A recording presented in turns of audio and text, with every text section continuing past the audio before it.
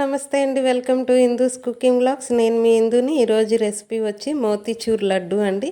ఈ దీపావళి స్పెషల్గా మీరు కూడా మీ ఇంట్లో ఒకసారి ఇలా ట్రై చేసేయండి. చాలా ఈజీగా చేసుకోవచ్చు. కొన్ని టిప్స్ అనేవి నేను మీకు వీడియోలో షేర్ చేస్తానండి. ముందుగా ఒక బౌల్ తీసుకుని జల్లించి పెట్టుకున్న ఈ యొక్క శనగపిండిని తీసుకుంటున్నానండి. 2 కప్పుల వరకు శనగపిండిని తీసుకున్నానండి నేను. ఒక్క చిటికెడు సాల్ట్ వేసుకోవాలండి. ఒక్క చిటికెడు ఫుడ్ కలర్, చిటికెడు కన్నా చాలా తక్కువ తీసుకున్నానండి. ఈ యొక్క ఫుడ్ కలర్లో నాకు కొంచెం తేడా వచ్చిందండి. అదేంటో మీకు వీడియో మధ్యలో చెప్తానండి. ఇలా నీట్గా విస్కర్తో కలిపేసుకుని దీనిలో కొద్దిగా వాటర్ వేసుకుంటూ చక్కగా కలుపుకోవాలండి. ఒకేసారి మాత్రం వాటర్ వేయకండి. 2-3 సార్లుగా చక్కగా కలుపుకోండి. ఒక్కొక్కసారి లూజ్ అయిపోయే ఛాన్స్ ఉంటుంది. నేను ఈ శనగపిండిని కూడా 2 సార్లుగా కలుపుకొని వేసుకున్నానండి. ఇలా మనం దోశల పిండిలాగా కలుపుకుంటే చాలండి. ఇక్కడ నేను స్పూన్తో చూపిస్తున్నాను కదండి, ఈ జారుల్లో ఉంటే చాలండి. స్పూన్కి మనం ఇట్లా చూసినప్పుడు అలా కనపడాలండి, స్టిక్కీ అయినట్టుగా కొంచెం జారుతున్నట్టుగా, అంతేనండి. బూందీ గరిట లేకపోయినా కూడా మనం ఇలా కవర్స్తో కూడా వేసుకోవచ్చండి. ఈ గ్రోసరీస్ తెచ్చుకునే కవర్స్ ఉంటాయి కదండి, వీటిని ఇట్లాగా కోణం షేపు వచ్చేలాగా ఒక గ్లాస్ సపోర్ట్ తీసుకోండి. ఆ గ్లాసులో ఈ కవర్ని నేను చూపిస్తున్న విధంగా చక్కగా ఇలా కూర్చోబెట్టేసేయండి.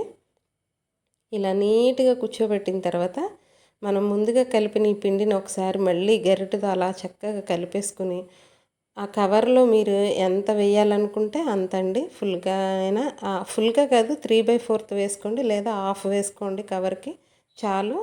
అంతేనండి. దీన్ని చక్కగా పైన రబ్బర్ బ్యాండ్తో కానీ థ్రెడ్తో కానీ టైట్ చేసేసుకుని చక్కగా టైట్ చేసేయండి. నేనైతే పువ్వులు కట్టే దారంతో చక్కగా టైట్ చేసేసుకున్నానండి. చూపిస్తున్నాను కదా, ఇలా కోణంలాగా రావాలండి మనకి.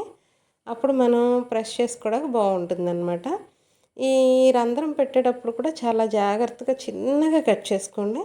మనం ప్రెస్ చేసి నొక్కి వేస్తేనే ఈ యొక్క బూందీకి సరిపడా పడుతూ ఉంటుందండి. లేదంటే ఒకేసారి పడిపోతాయి. రంధ్రం పెద్దదైతే అప్పుడు ముద్దగా అయిపోతుంది. ఇలా గ్లాస్లో తిరగవేసి పెట్టుకోండి అనమాట మనం కట్టుకున్న ఈ బ్యాగ్ని.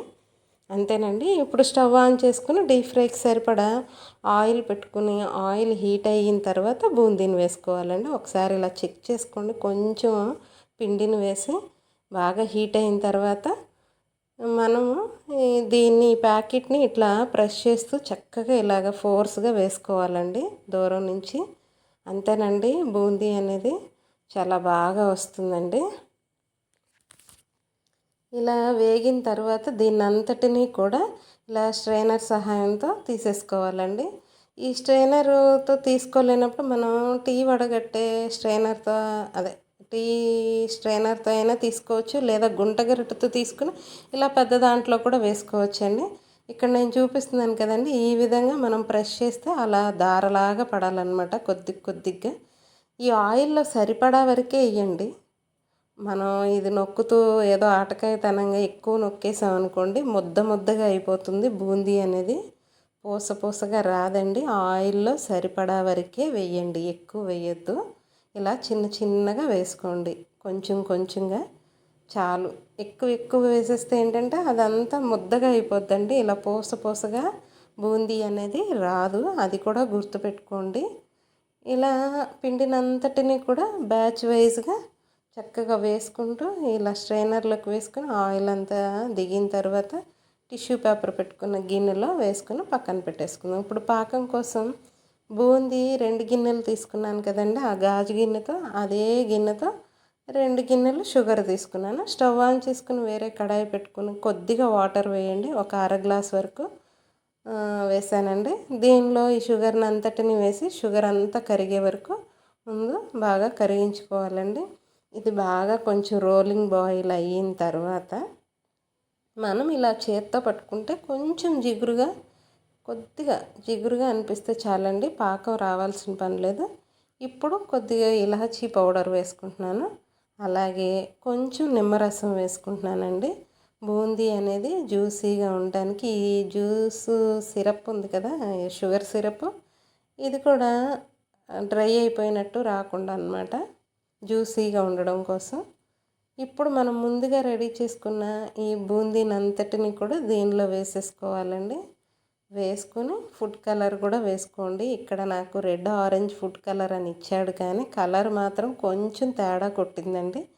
కలర్ విషయం మాత్రం చూసి తీసుకోండి. అసలు కలర్ లేకపోయినా పర్వాలేదు అనిపించింది. కొంచెం ఫుల్ ఆరెంజ్ కలర్ రాలేదు, కొద్దిగా డిఫరెంట్గా వచ్చిందనమాట. ఇలా ఈ యొక్క షుగర్ సిరప్లో ఈ బూందీని చక్కగా ఉడికించేసుకుని కొంచెం బాగా దగ్గరికి అయిన తర్వాత ఒక స్పూన్ వరకు నెయ్యి వేసుకుని పుచ్చగింజలు కూడా వేసేసుకోండి, లేదంటే జీడిపప్పును కూడా వేసుకోవచ్చు, కిస్మిస్ని కూడా వేసుకోవచ్చు అండి.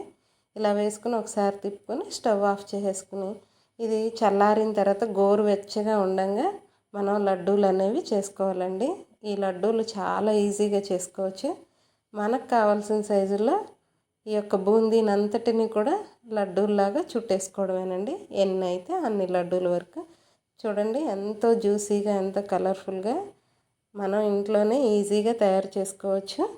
పండుగ టయాల్లో చుట్టాలకి ఎవరికైనా ఇవ్వాలన్నప్పుడు మీరు కూడా ట్రై చేయండి. Thank you for watching. Like, share, subscribe.